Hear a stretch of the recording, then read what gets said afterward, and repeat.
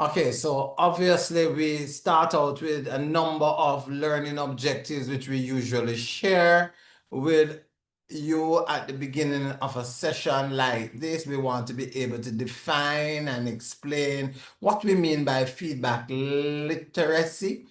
We want to clarify the roles of students and teachers in giving feedback and perhaps receiving feedback. Uh, we want to determine the major reasons for the importance of feedback literacy. We want to decide on approaches to developing feedback literacy. How can we embed feedback literacy in the curriculum? We will talk a little about that or make a point about that. Embedding, investigate it, and recommend approaches. All right, so I'm going to ask you to do something for me as we begin this session. I'm going to give you what is called an anticipation guide. Now, oftentimes we use it in reading exercises, but it can also be used in these kinds of exercises. So, Mr. Williams or Dominic, some of you who come here would have met him, will put it in the chat. Says an anticipation guide is an educational tool where students respond to statements about a topic by indicating agreement or disagreement before a lesson or before a text or sometimes even before a reading. Then after the lessons, the students will go back to the guide and change their answers based on the new knowledge that they have developed and so on. So, I think I have put it in a Google document and uploaded it, but I think it might just be easier for Mr. Williams to just put it in the chat and you download it. So perhaps I'm not going to use that form. Is it in the chat yet? Yes or no? Yes, Okay. it is. Okay. So it's just for you to spend the next 2 minutes, look through what do you agree with, and it's really for you to keep for yourself. And then at the end of it, we can talk about it. But I'm going to ask one or two persons to comment on, to say, to make a comment or two. It's an anticipation guide.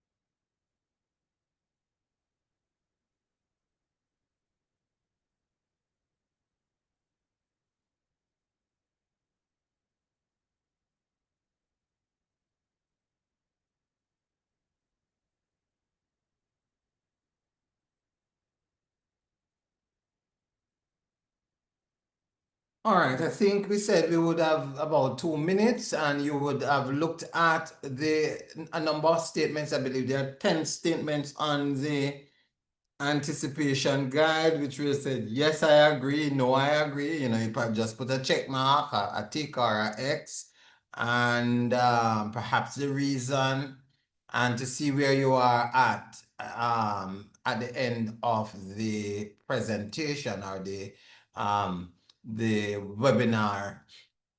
Now, it's interesting that this is used in higher education in a number of fields. I was just looking at some of the fields that use it and in their classes. And yesterday I saw yesterday was the day before really, a sophisticated journal reporting on it being used in medical education with students before a lecture. So it has great use to see what they learned what they knew about the subject before the lecture and what they learned after the lecture and so on. And of course, it creates an opportunity for you to engage in some discussion about some of the things that the students might have said. So these classroom assessment techniques, we call them CATs, are very good activities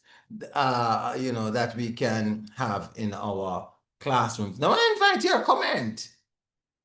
I invite your comments. Who would like to share, what one of the things you read or one or two of the things you read on the anticipation guide and what you checked and why.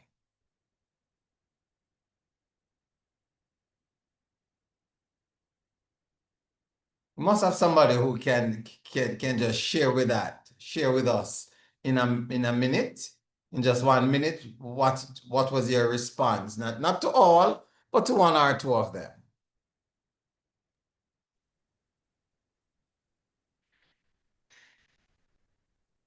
You can just open your microphone. Okay, so for me, Pauline here, Yes.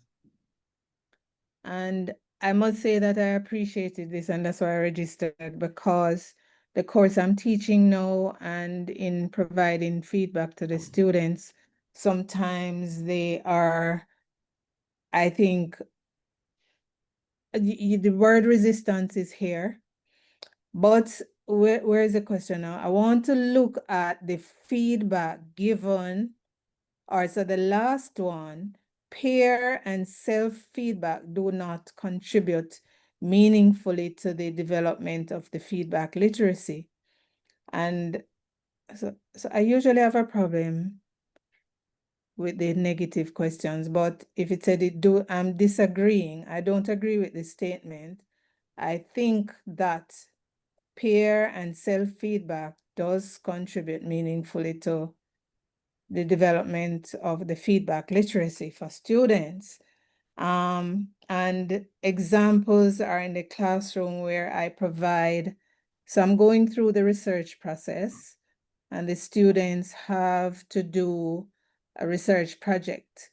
So in starting at the beginning where they have to submit their problem statement, I allow groups of students to present. And in the presentations, we give feedback. So the students in the audience, they will say, yes, this was well done, or you missed that part, or you should have done so and so, based on, the criteria given to them before. And I think that students take that meaningfully. So that is one. And just in one-on-one sessions with the students where they ask questions, but because they have been given the lecture already, I tend to ask them the same question and say, think about it and tell me what you think. And they would provide the right answer. And I say, there you go, you do understand it. So go ahead and do what you need to do. So that kind of thing. So that's one. There were others, but yeah, I will allow others to share as well. Thank you. Thank you very much. Well, no, we can't take any other because we would have an hour. I just wanted one or two. But since you have made such a fulsome response, thank you so much. We're going to come to some of the things that you have said. You know, you disagreed with one of the statement, and fine, because it's not about anything, you know, whether right or wrong. It's just whether you agree or whether you disagree. And I think at the end of the day, you will see that what you are saying is borne out in the activities. We don't have time for this activity because, you know, we are mindful of the fact that we only have 1 hour. But feedback is provided in a number of forms. Initially, I wanted you to comment on some of these for me, but I think I'm going to forego that unless you especially want to talk about anything. Who is engaging in video feedback? Has anybody ever done a video to provide feedback to his or her students? I think we can use Orvally in those ways too, to provide feedback, e-feedback, and so on. Or do we record material? You know, well, we said video or podcasts, vodcasts and podcasts. Is anybody involved in those kinds of feedback? So I don't see any response. Mr. Williams, if there's anything in the chat, you let me know. We want to know if anybody is involved in using 21st century technologies, especially videos and so on, in providing feedback to their students. So feedback can come in many ways. Many of us are still at written comments or oral comments to our students. All right, we're going to move on. We can do all the activities as I said, that activity for you to do, but I'm mindful of our time constraint. So we want to talk a little about feedback. Really, what is feedback? We talk about conceptualizing feedback. And we do know about giving feedback and, you know, provided information as members of faculty, as lecturers. We do provide information on the work of our students.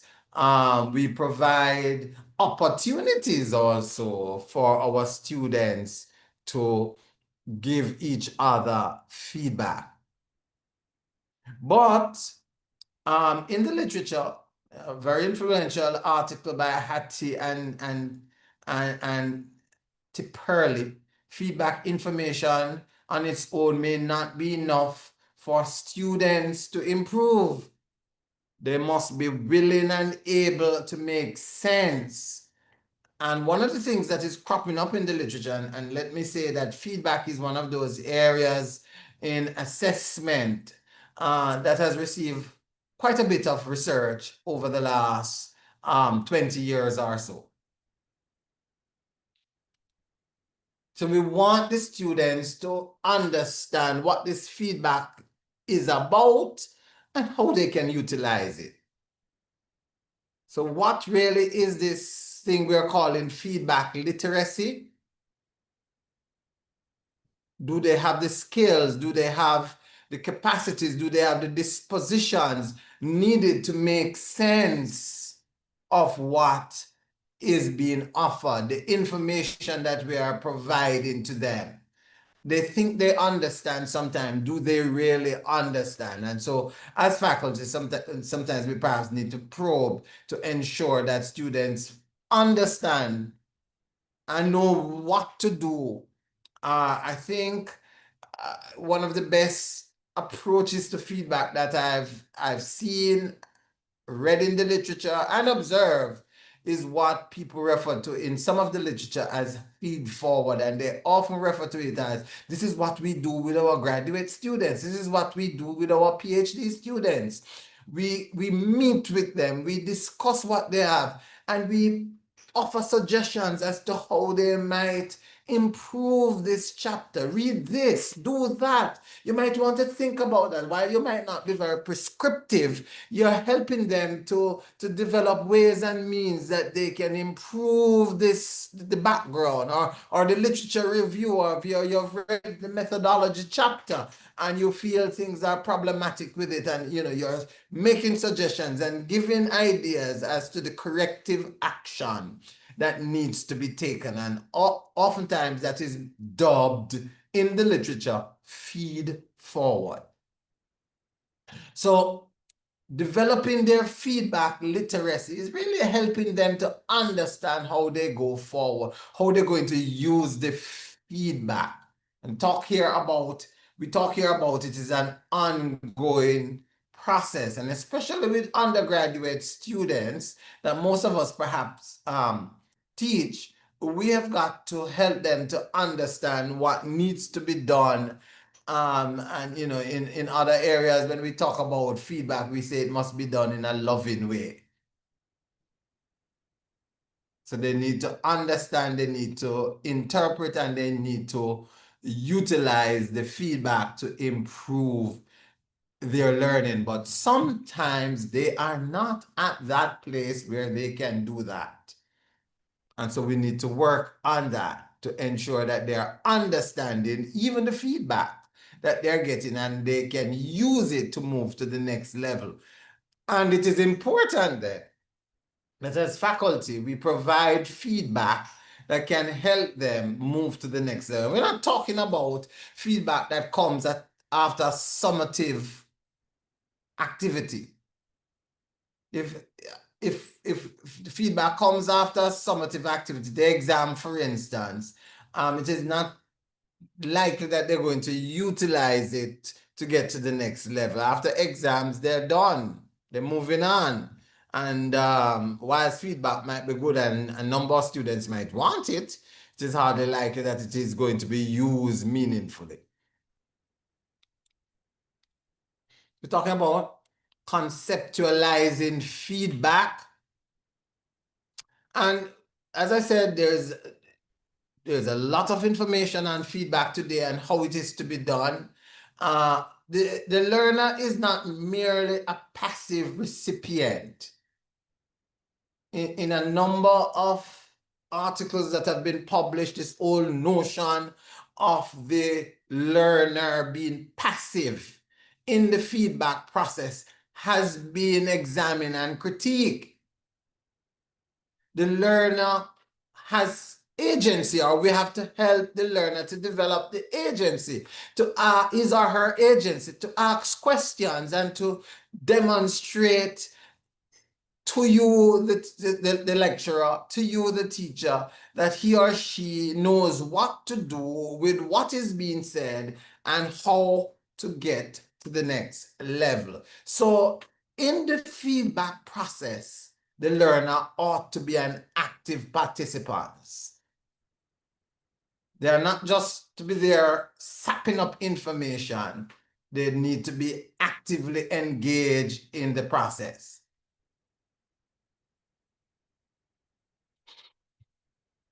And so it will be our responsibilities as lecturers to engage them as much as possible to ensure that they are able to use the information meaningfully.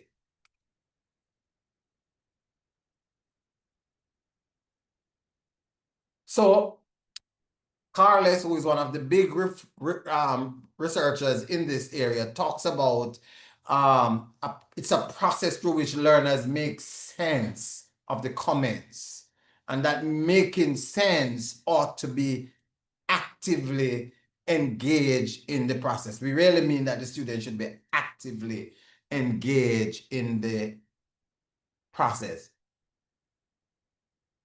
And the literature is suggesting that, students do not make sense a lot of times of the feedback they're receiving because they don't know what to do with it. So their literacy, their ability to use the information,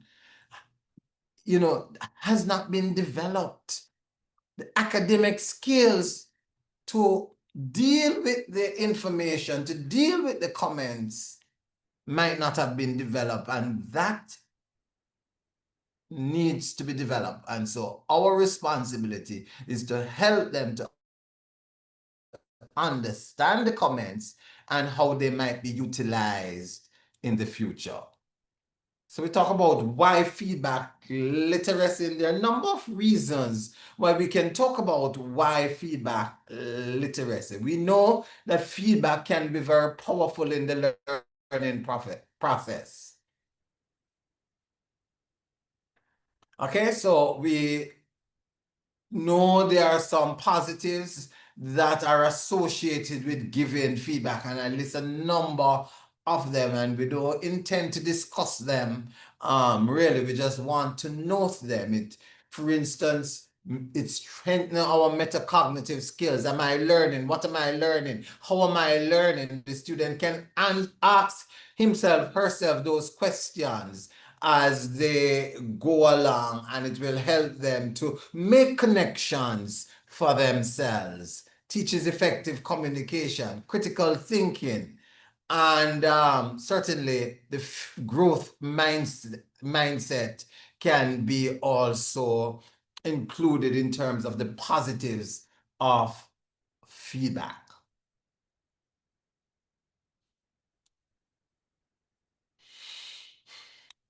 Four interrelated features are important, need to be fully embraced if the students are going to make sense of feedback, if they are going to develop feedback literacy. Yes, Pauline, I see your hand. Okay, it was a comment on the previous slide. Yes. About the students' ability in understanding the feedback, and in order to develop in the ways that you have suggested there. And sometimes I just wonder if there needs to be okay, so there are sometimes when we may not have enough time to spend to give the kind of detailed feedback to ensure that the students are engaged, maybe because of the size of the class that we have. And so I hope at the end that we will get some ways in order to engage the students, especially in the large class. Right, and thank you for raising that. I mean, I don't know if I'll come to all of that. One of the things that comes out of the literature is, especially for undergrad, and I suppose we could do it for the graduate level, is to develop what they call feedback literacy workshops. I think that's what you're saying, and make Yes, that available to our students. yes, that's Because what I wanted I mean, to say. I'm jumping the gun now because you've raised it here. One of the problems with feedback, and I've always wondered about it, myself in my own teaching, is the emotional response. You give students a feedback, and of course, we've got to watch language. The kind of language we use, because if we use language that is always deprecating, if we use language that positions the students in a very negative way, then students are going to respond in that manner. So we've always got to watch our language, how we communicate, and our tone, and so on. But also students do have problems in responding to feedback. If the students has been socialized in an environment where feedback is always negative and always you can do better, you know, that sort of thing, you're a worthless student or something like that, you need to work harder, and you know, not recognizing the worth of the student and the hard work that the student might have put into the task and so on, but still not getting it. If all of these are not recognized, and this has been going on for a number of years in high school, and now the student is in university, it is likely that the student is going to be suspicious of the feedback he or she has is being given. And certainly that student needs to develop feedback literacy, because I don't believe that the student might be at the place where he or she will take the feedback and willingly use the feedback to improve himself or herself, because he or she is just so suspicious of it because of the emotional toll that's just taken on him or her for a number of years, because the feedback was not provided or given in a loving and caring way. As Miss let me see if I can get back to my slide.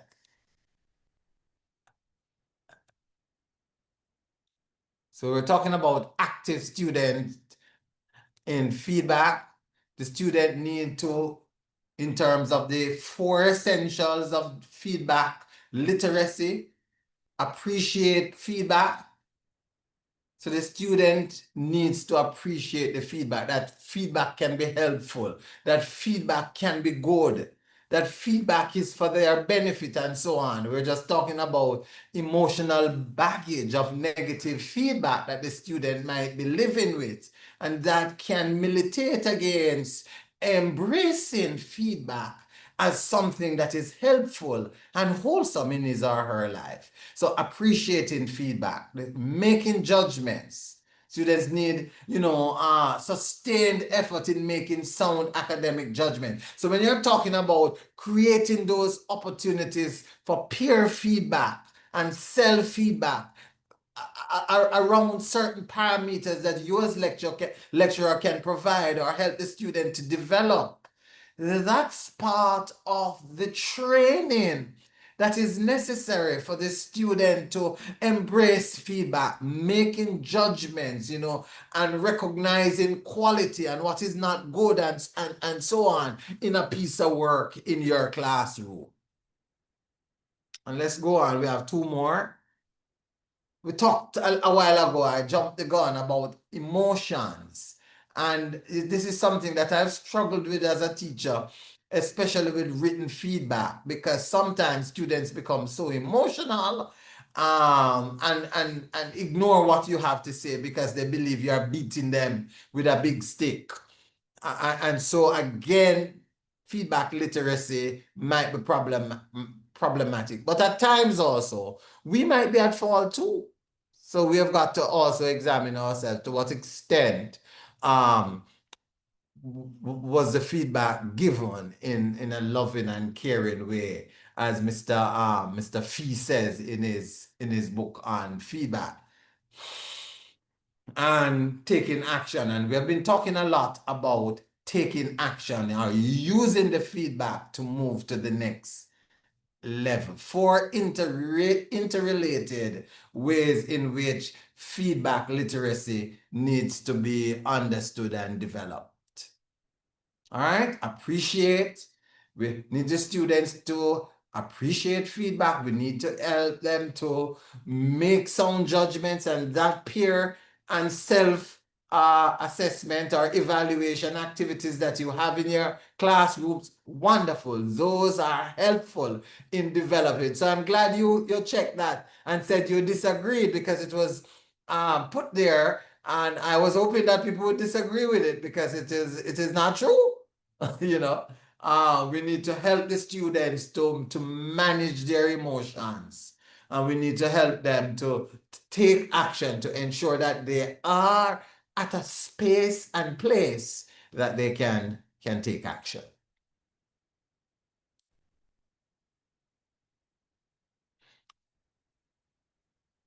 In talking about feedback is about helping our students to do better. It ought to support learning. And so creating opportunities for feedback in our classrooms must become a priority. And it must become something that starts at the beginning of every class or at the beginning of every semester and so on. That, feedback opportunities are available, or we can come to the lecturer's office to engage with him at the various times that the lecturer is available for office hours, or you can get me online, you know, through email or WhatsApp, or, you know, whatever avenues are available to the students to get feedback on information that you would have provided in class or anything else related to the course.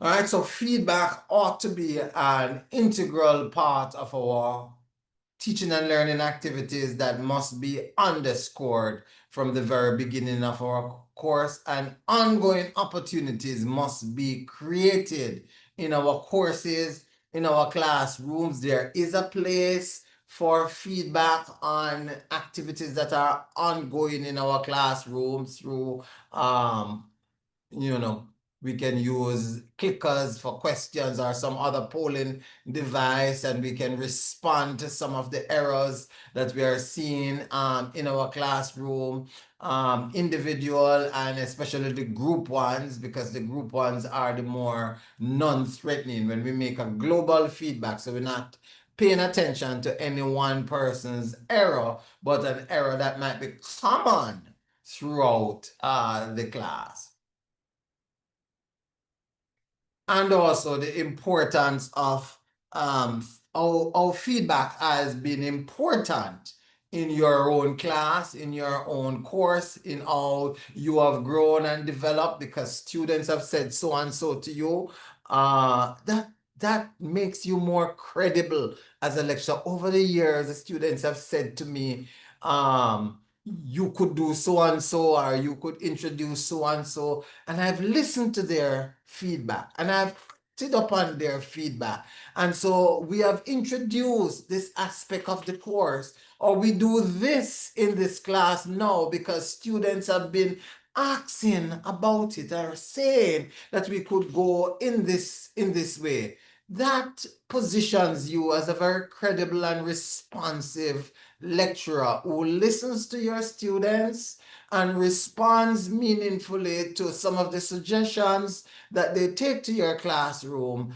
And that might be helpful because they're forming impressions about you. They, you know, I suspect from the day one, they begin to form impression. In fact, for some of us, they might have heard stories and tales and so on from other students who you would have taught before, and they come to your classroom with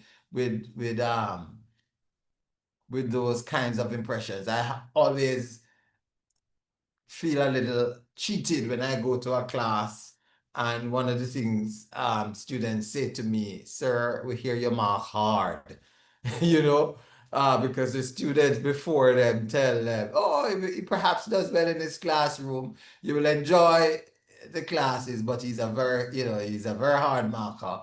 And yeah, and I said, "No, I mean, I try to be as fair as possible, and you work hard, you will reap the rewards of what you have sown." So, you know, you try, I don't know if that does it, but you try to disabuse them of that old notion. So, going through the exercises, going through the activities in your classroom might be one of the ways in which you can help them to understand that you're responding to the feedback that they're giving you from time to time in your classroom. And then a while ago, we mentioned the need to, excuse me, to explicitly teach students about feedback. That's important, you know. Sometimes because students have been receiving feedback, giving and receiving feedback all their lives, we begin to believe that things like this are not helpful. That's not true. You know, I hear a lot of people say that when we talk about groups and helping students to appreciate how to work with group and to know how to work in a group, because this is something that we never ever teach students. How do you operate in a group? How do you work in a group or a team in doing academic tasks? because we have always just put them in groups of 3s or 4s or 5s or asked them to get into a group and do group work. Not many of us provide opportunities for them to learn about how we can do group work properly, or what our best practice is in doing group work. And it's the same thing we're saying now. What are best practices in feedback, in giving and receiving feedback? So we could talk about the qualities or the characteristics of constructive feedback. We can talk about how they interpret feedback. We can talk about how they can use feedback to improve work. We can create an opportunity, and whether this is going to be the regular class or a dialogue about feedback outside the class and so on. This is something that we could seriously think about, as we restructure our curriculum. Later on in literature, they talk about feedback workshop in the undergraduate program, so that students develop better skills in giving and receiving feedback. Of course, as we go forward, the use of 21st century technology is going to get even bigger in institutions of higher education like ours. And there is no doubt that there are a number of tools that we can use in giving feedback. We have a number of them in the VLE, in the improved Moodle LMS. We have a number of tools that we can use to assist us. And one did not know of the functionality, all the functionalities of the Moodle platform. It has a lot of use that we don't know of. Over last semester, Mrs. Stewart McCoy has been rolling out some of the tools, helping us to use some of the tools. I just talked to a colleague who told me that he was returning from Scotland, where he attended a Moodle conference on how people all over the world are using the Moodle platform and so on. And I'm going to talk to him a little more about that. How can we use the technology more to give feedback? A few years ago, we wanted to have bought some tools from Feedback Fruits, and they have wonderful tools that we could have utilized to help our students to get better feedback and to give feedback to each other. So there are a number of tools available. Tools that, for instance, they could just put in their papers and get some feedback right away on grammar, some things like that, on style, and the use of APA or some other bibliographic technique and so on. But we were not able as a university to afford those tools. I hope one day we'll be able to afford them, because it would enhance our ability to provide opportunities for feedback, self-feedback, lecturer feedback, and of course peer feedback.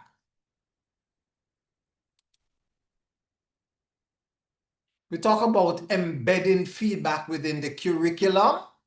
And this is where we talk about the feedback workshop for them to develop skills in giving and receiving workshop. If we are going to embed feedback within the curriculum, things like what you're doing, Pauline, with peer and self-feedback are ways and means of embedding feedback within a curriculum. So there must be a course within a program where peer and self-feedback becomes part and parcel of the undergraduate experience. We're talking about revising and reforming our curriculum, and things like this can become part and parcel of how we go forward, embedding a course in every program where students are going to be involved in peer feedback and it might not be done, you can't do it in every course, but at least for the BSc nursing, they must do 1 or 2 courses where this is done. And so you are developing their skills and competencies in giving feedback, in receiving feedback, and helping them to understand that feedback is important in learning. And so, whilst we're coming to the end, and I do want to stop to see if there are other comments that persons want to make at this time before I close off, because we only have 9 more minutes. Talk about ongoing feedback is critical to student success, and I want us to remember that the focus here is developing their understanding of the feedback literacy, and we have got to take deliberate attempts to help them to understand what we're saying, because sometimes they do not, or sometimes they do not understand the feedback that they receive, how they are to use the feedback that they have received to improve a piece of work. So ongoing feedback and looking always for ways to help them to determine how they can use the feedback to improve or to move to the next level, what we call feed forward. In the literature also, there's a lot of information about creating a campus environment where feedback becomes part and parcel of the experience of this learning college, this community that we're a part of. So all our classes would emphasize giving and receiving feedback. It is okay for you to get some feedback from your peers. It is okay to get feedback from the lecturer. It is okay for you to reflect upon your lesson and provide self-feedback. So if we are on one accord as an institution, students are hearing all of these things within the academic community in every class, then a culture of giving and receiving feedback will develop in the institution, an institution-wide culture. And so students will gradually become comfortable in giving and receiving feedback. Pauline did mention her peer feedback opportunity. A lot of students don't feel like when we create opportunities for peers to give feedback that they're getting real feedback. If it don't come from the teacher, it's not feedback. And so we must disabuse them from that. You have created in your classroom teaching and learning opportunities for students to give feedback. And we need to help them to understand that the feedback is real. Because you obviously, I would think that you would help the students to give the feedback with particular guidelines, unless the student giving the feedback has moved out of the normal ways and means of giving feedback and focusing on issues that are problematic and perhaps they shouldn't be, or personalizing it and so on, or being rude and obnoxious, then obviously that's really sad. That's going to be problematic. But students in a normal classroom situation looking at another piece of work, probably anonymously, and some of us create those opportunities for students to read a piece of work and respond to it, not knowing who did it, and that is helpful, and can respond to the piece of work. But some students feel that, if the teacher don't give me the feedback, I don't get no feedback. And students need to get out of that. Because with the large classes we're having, we will not be able to have this dialogue, create this opportunity to have one-on-one dialogue all time with our students. Not with some of the large 200 classes we're having here. There's no way in which a lecturer is going to be able to perhaps talk to all of those 200 classes that come, students rather, that come to your big class on a Wednesday afternoon. It's not going to be possible. Even if you talk to several of them in a day, it's not likely that you can talk to all 200 properly to give feedback. And so other opportunities must be created, and a lot of it is going to be peer feedback.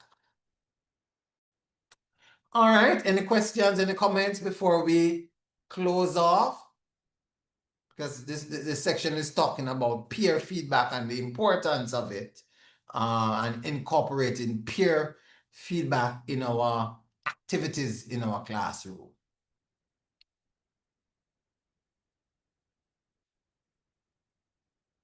Of course, feedback, it is said here on this slide, is a social practice influenced by relationships between participants.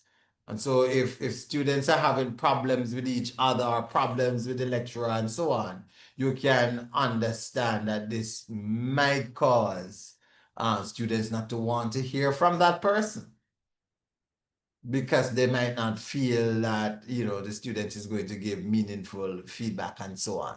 So feedback is a social practice, and it is influenced by relationships. All right, we're not. I was going to say revisit your anticipation guide, and you will do that. I would invite you to do that. Yes, Dr. Ricketts, Dr. Tana Ricketts. So one of the challenges I'm having is, you know, I heard you speak about students having feedback literacy. In that in this day and age of social media and the various platforms on social media and, you know, doing things for the likes and so, I don't know. For me, I find that the newer generations, they do become very emotional, no matter which way you give them the feedback, because it's almost as if their entire being revolves around a like. And once they don't get that, then they respond very negatively, even when the feedback is constructive and is helping them to grow. So how do we address that kind of feedback literacy?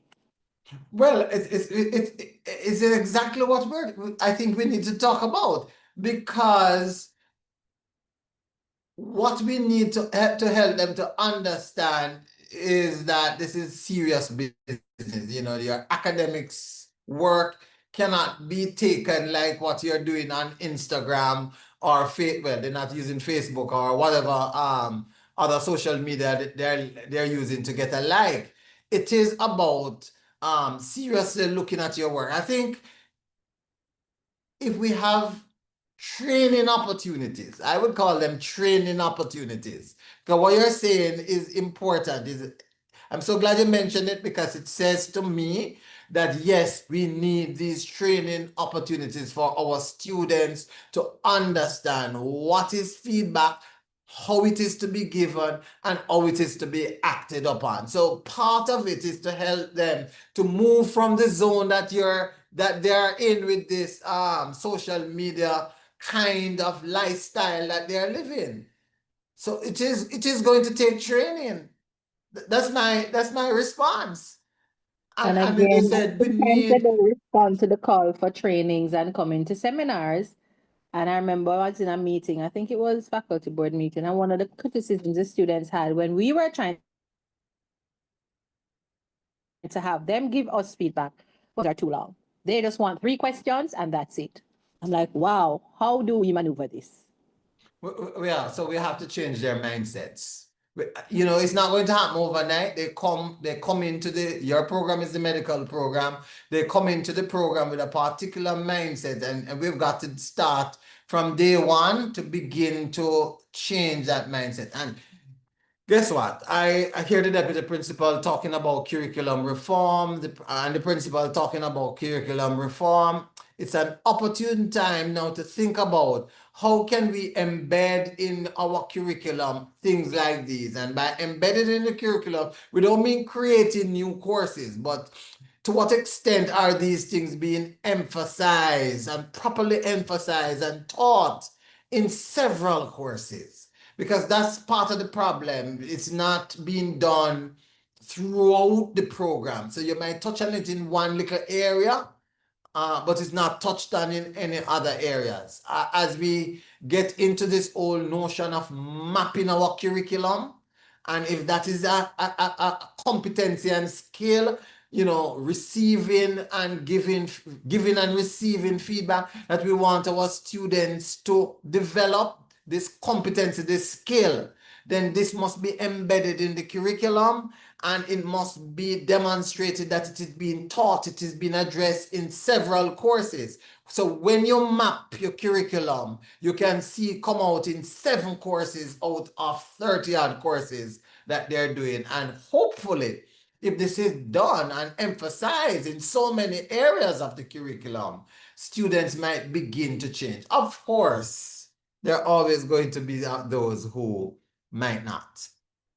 And I think especially you in the medical program, CAMHP is very, very serious about you mapping the curriculum and demonstrating that certain, I suppose they're more interested in the medical side of things, you know, mapping the curriculum and show where students are learning X, Y, and Z within the program.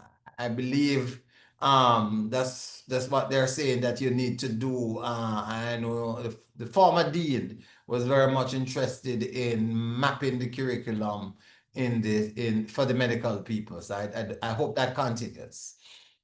And so in mapping the curriculum and revising the curriculum, feedback literacy could be one of those things that we would want to embed. It's going to happen by training, because yeah, it is an instant coffee generation, instant coffee, instant tea, instant this, instant immediate gratification that people want, and these things are going to take time. All right, we have to stop. It's a few minutes after 1, and I don't want to keep you unduly. Thanks for your questions and your comment. If you have further comments and questions, I'd be more than happy to respond to them if you send them to me. Thank you. Thank you. Thank All you, right. Prof. Take Please care. open my eyes Take care. a little more.